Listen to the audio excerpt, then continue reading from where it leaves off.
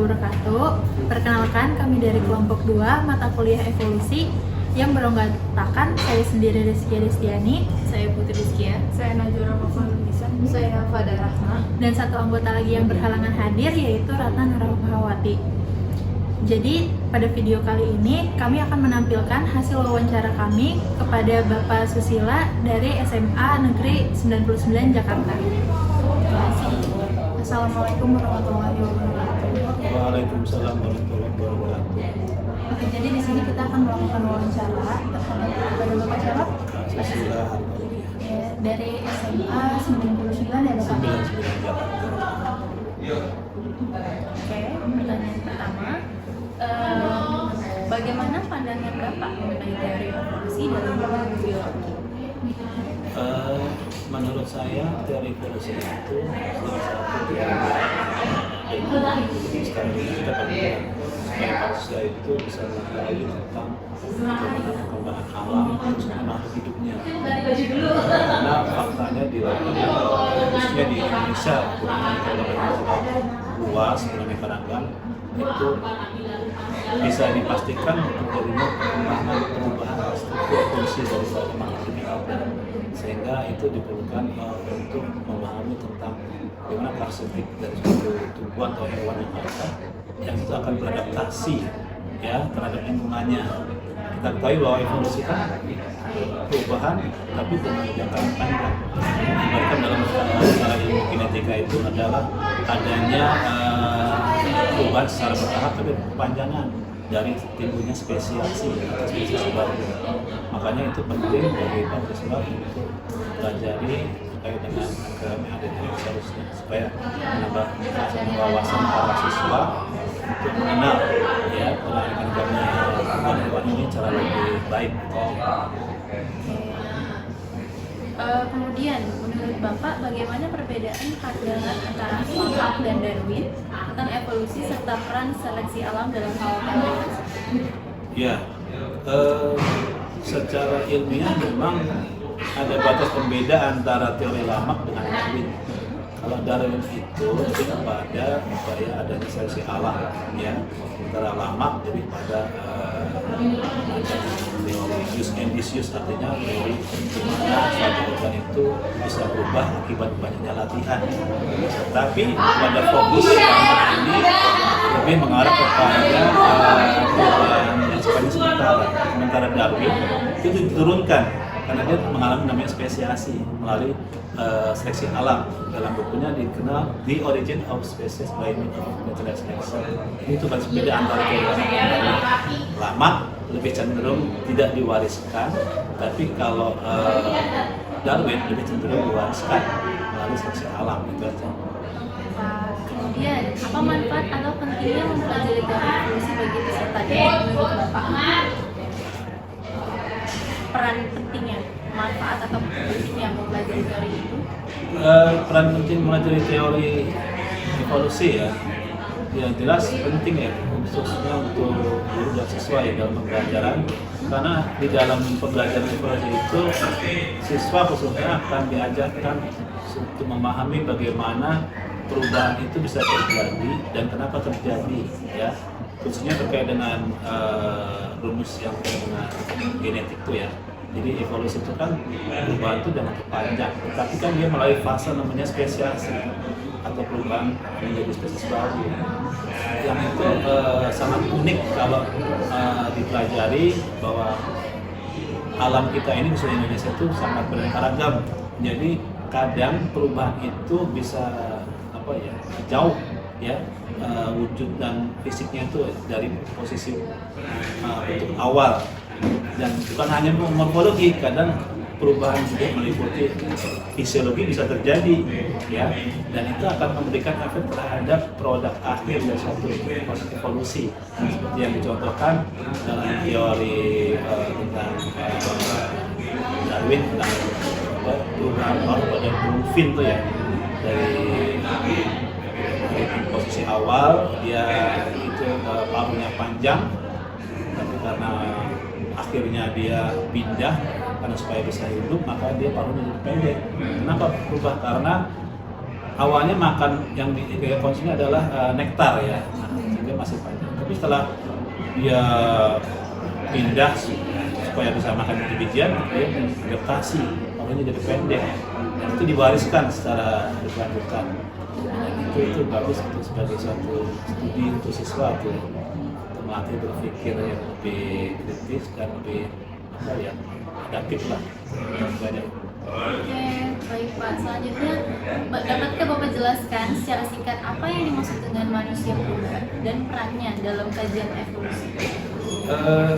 Definisi manusia purba itu adalah manusia yang di sini keberadaannya di zaman purbakala ya. Tentunya di sini memiliki keterbatasan dari sisi struktur, bentuk, dan fungsinya.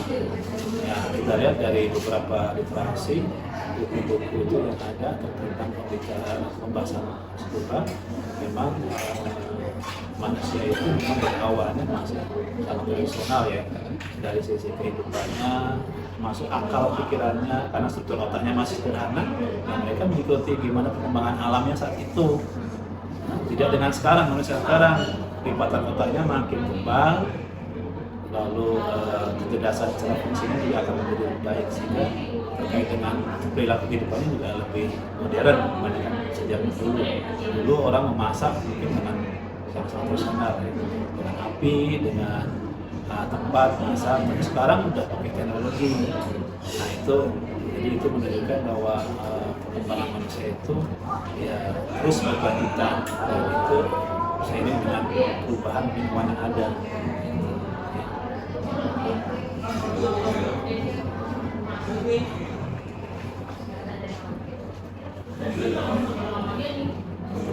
Oke, untuk selanjutnya saya akan bertanya, kalau berdasarkan teori evolusi, siapakah yang dianggap nenek moyang manusia, Bu?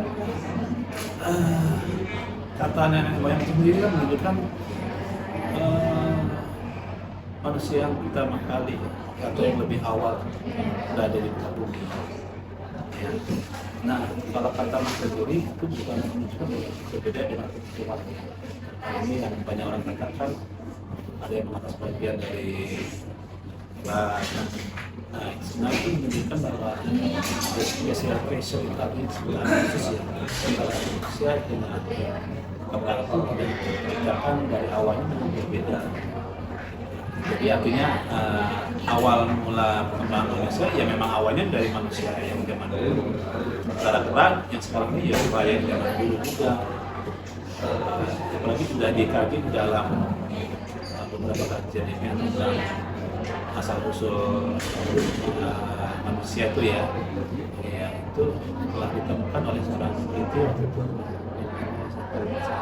itu ada jalur pengembangan yang mungkin itu tidak hilang, dikenal dengan missing link, yang terkait dengan perkembangan dugaan awal kan manusia dari kera, tapi setelah ditelusuri ternyata ada missing yang hilang. Itu artinya antara jalur perkembangan kera dan manusia itu punya jalur yang masing-masing. Nah itu, sehingga nggak bisa dikatakan manusia dari kera. Secara ilmiah, bukti-bukti fosil ini pun belum bisa dibuktikan secara berkelanjutan dan kesamaan dan kesesuaian dengan perkembangan figur anatomi pada tubuhnya. Ya, yang dikenal dengan missing link, maka disebutkan bahwa kalau mendapat saya, manusia bukan dari kera, manusia dari manusia, cuma dari manusia tipe zaman dulu. Apalagi kalau saya agama Islam, sudah jelas sudah ditentukan bahwa manusia itu diciptakan oleh Tuhan, ya, yang itu berbeda dengan hewan. Nah itu aja. Berarti Bapak ini meyakini nggak bahwa kebenaran teori evolusi itu, apalagi teori evolusi Darwin yang misalnya dari kera itu ada? Berarti tidak? Kalau menurut kajian ilmiah sih, menurut pendapat saya teori Darwin itu ada sisi positifnya, tapi bukan berarti dijudge bahwa manusia dari kera, karena ketika dibuktikan secara ilmiah pun teori Darwin itu ada jalur yang masih belum ditemukan. yang itu secara kesimpulan nggak bisa disimpulkan bahwa manusia dari kera. Itu mungkin masalah ilmiah manusia dari kera gitu loh.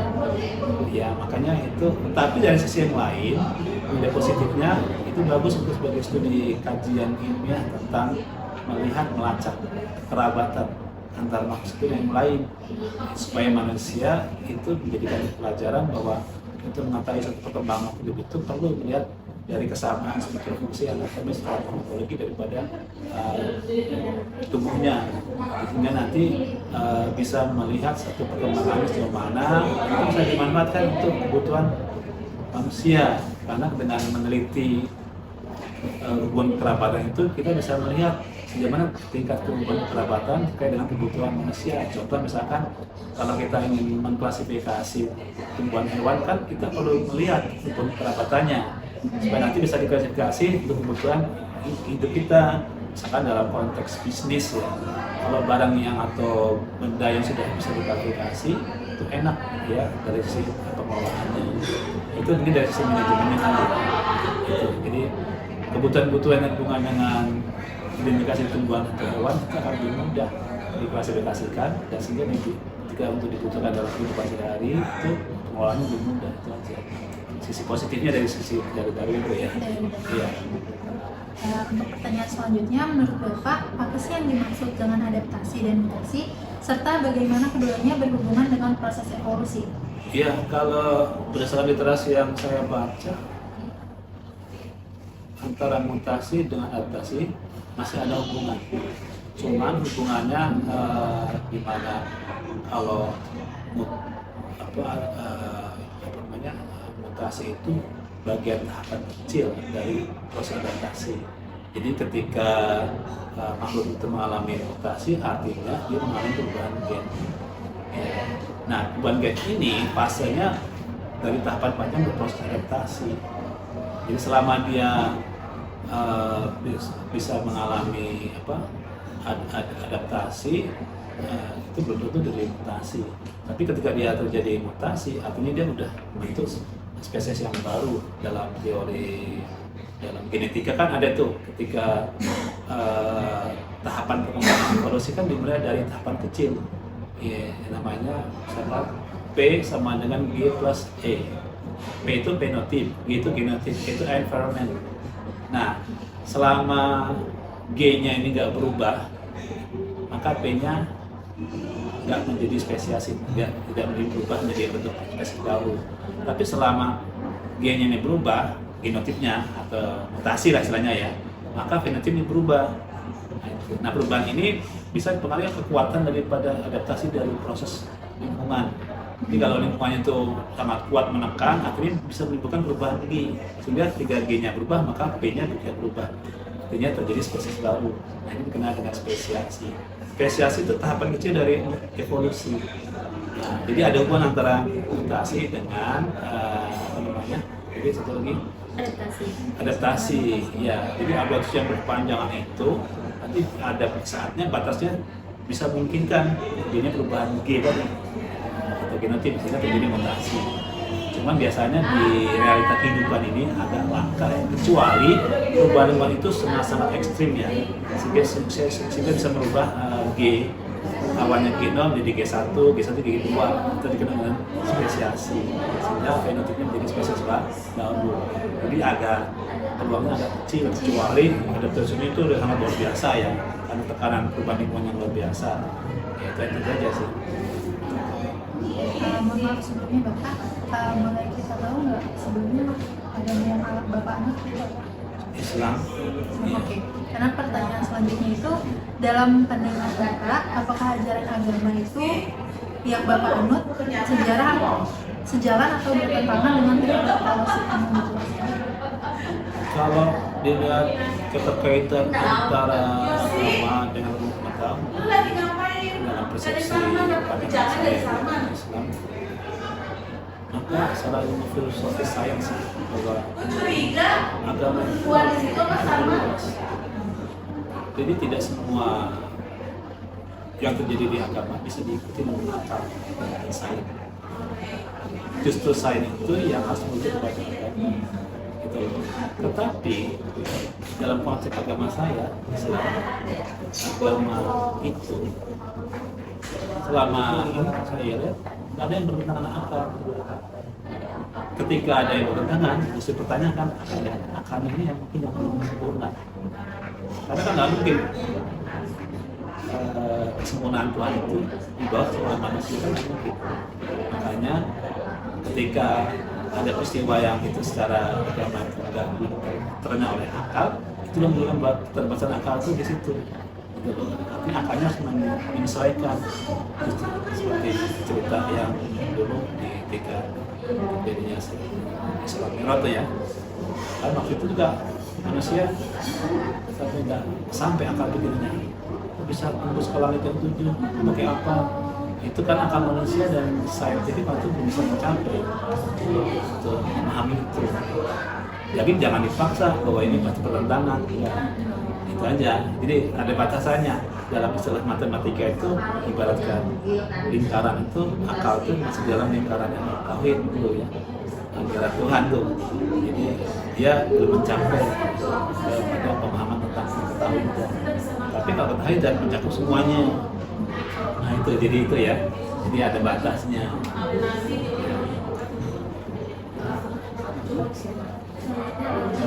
Siapa manusia pertama menurut ajaran agama?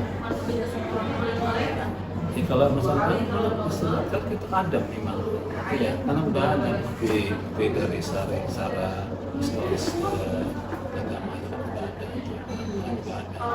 udah ada, Bapak, apakah teori evolusi itu bertentangan dengan ajaran agama? Kalau iya, pada bagian mana perbedaan yang paling mendasar?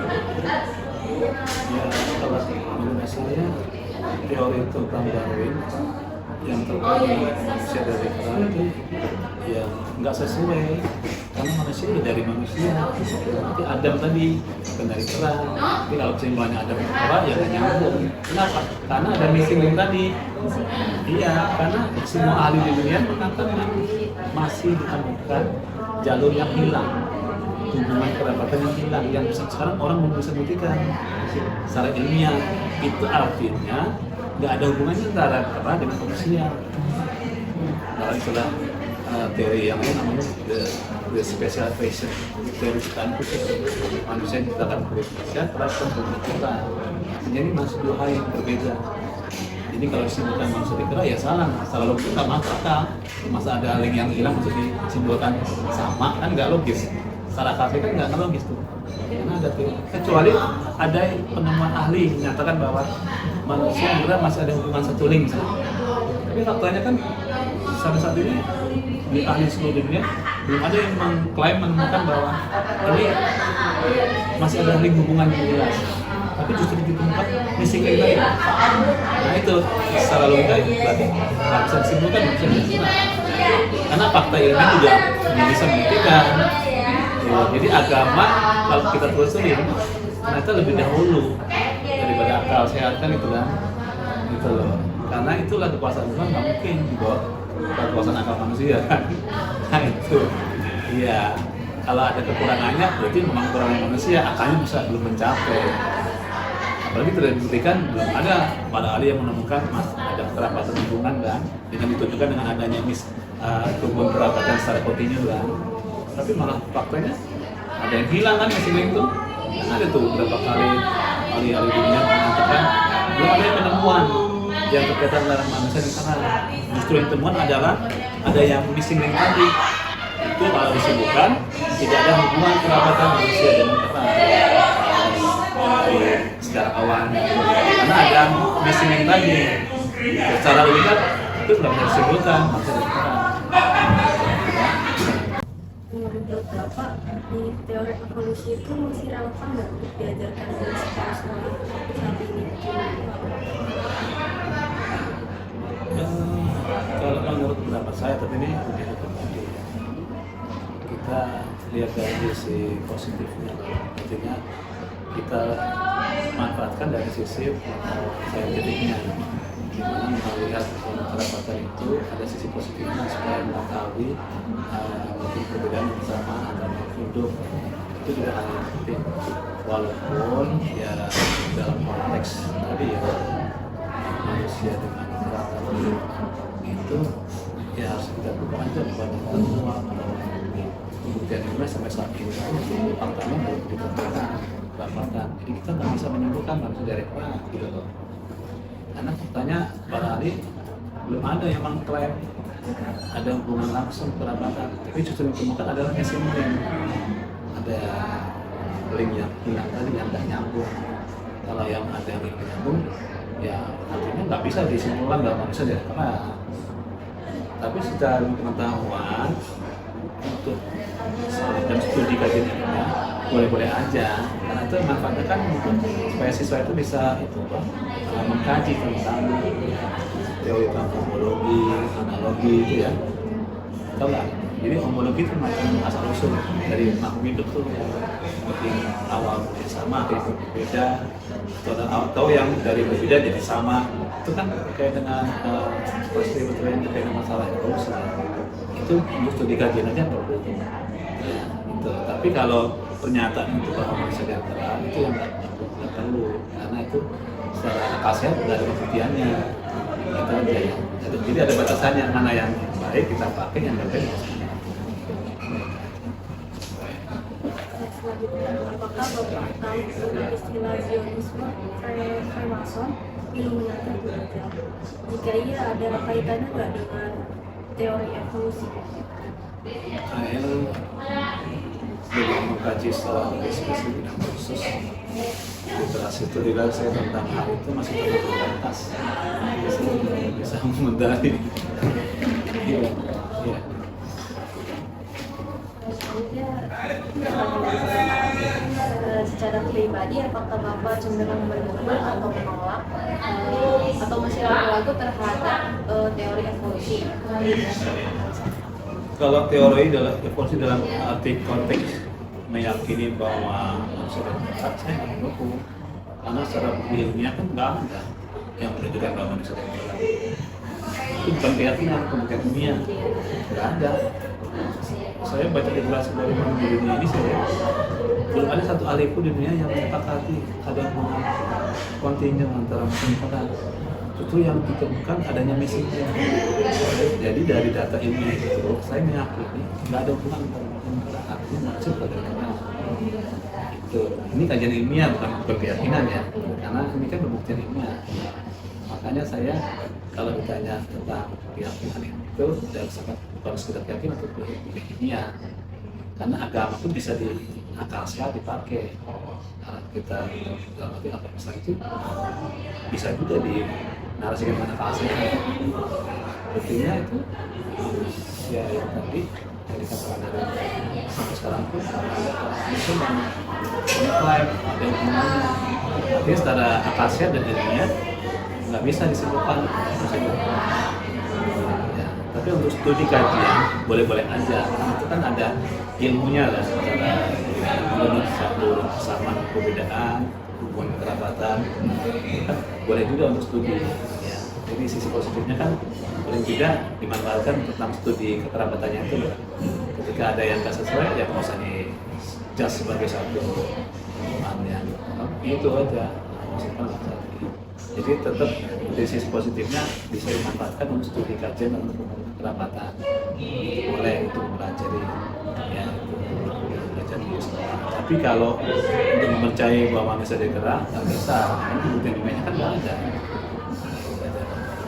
Ya. Menurut Bapak, mengapa teori evolusi itu, terutama yang berkaitan dengan manusia, masih diajarkan hingga sekarang? Ya kalau untuk studi kajiannya sih melatih memahami tentang hubungan kerabatan itu kan ada sisi positifnya ya. Cuman yang negatifnya itu kita nggak usah sampaikan atau jangan sampaikan ke siswa sebagai satu keyakinan. Karena gimana mau yakini bukti ilmiahnya juga nggak ada. Itu jadi kita sebagai guru harus membatasi mana yang perlu diajarkan, mana yang enggak. Kalau untuk studi komparasi yang terkait dengan evolusi boleh-boleh aja kan, termasuk itu diterapkan kan itu boleh karena itu kalau untuk pelajaran. Tapi yang terkait dengan kesimpulan bahwa manusia dari kera itu nggak usah diajari. Kalau ditanya ya jelaskan aja bahwa ini nggak ada buktinya bahwa manusia dari kera, karena ada missing link tadi, supaya siswa juga bisa berpikir secara logik juga ya, melatih berpikir logika juga ya, berpikir kritis ya, ya. karena belajar itu kan hakikatnya kemampuan berpikir kritis kan. Nah itu hanya sebagai contoh aja, jadi pembelajaran yang melatih berpikir kritis siswa gitu. Apa itu sebagai bentuk studi kasus aja pembelajaran. Baik, Pak. Terus dalam pandangan Bapak, apakah boleh seorang pendidik menjelaskan teori atau konsep yang mungkin tidak sejalan dengan keyakinan pribadinya? Ya kalau masalah keyakinan masalah private ya. Artinya kalau yang berhubungan dengan private itu kan keyakinan dia dengan dirinya. Tapi kalau sebagai guru kan yang lebih pada sifat yang universal, kebenaran umum. Iya, artinya harus dipilah dan pilih mana yang berhubungan private, mana yang berhubungan dengan itu sehingga mana yang diberikan mana dia itu kan kita dari sana sih. Jadi hal yang terkait dengan private itu kan urusan pribadi ya. Tapi kalau menjadi itu kan hubungan dengan kebenaran umum. Jadi aku ya semua sebagai satu pengetahuan. Kalau mengenai keyakinan private jadi harus dipilah-pilah. Sehingga guru pun harus bijak kapan dan apa yang perlu disampaikan, harus dipilah dan bijak. Jangan semua apa yang disampaikan orang disampaikan ke siswa. Harus cek dulu kebenaran informasinya. Ya, gitu aja. Apalagi menyangkut masalah diskriminasi, jangan boleh karena kan kita udah ada undang-undang tidak boleh melakukan diskriminasi atau juga pendidikan. Dan terakhir, bagaimana cara Bapak menjelaskan materi evolusi, khususnya tentang evolusi manusia kepada peserta didik agar tetap objektif dan mudah dipahami? Ya, yang pertama pasti tadi sudah saya jelaskan di awal, kita kan perlu melatih kemampuan kritis siswa dengan cara menunjukkan bukti-bukti yang ada kan, hasil penemuan yang ada yang menunjukkan ada tidaknya kekerabatan manusia dengan kera. Nah setelah itu kita melihat literasi yang ada dan para ahli adakah yang sudah menyatakan pembuktian bahwa ini ada kekerabatan. Yang faktanya secara ilmiah nggak ada, pasti ada missing link. Nah itu artinya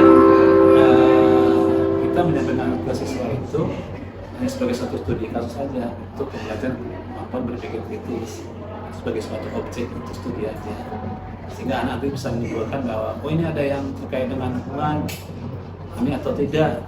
Oh berarti kalau nggak ada berarti nggak ada hubungannya, artinya disimpulkan bahwa manusia berbeda. Itu kan dalam metode pembelajaran masuk upaya dulu untuk mempelajari apa, memberikan efek kepada siswa dalam berpikir kritis dan menggunakan metode studi kasus.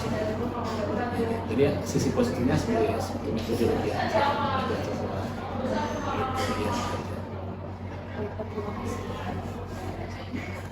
Baik, cukup sekian wawancara hari ini. Kurang lebihnya mohon maaf. Wassalamualaikum warahmatullahi wabarakatuh. Waalaikumsalam warahmatullahi wabarakatuh.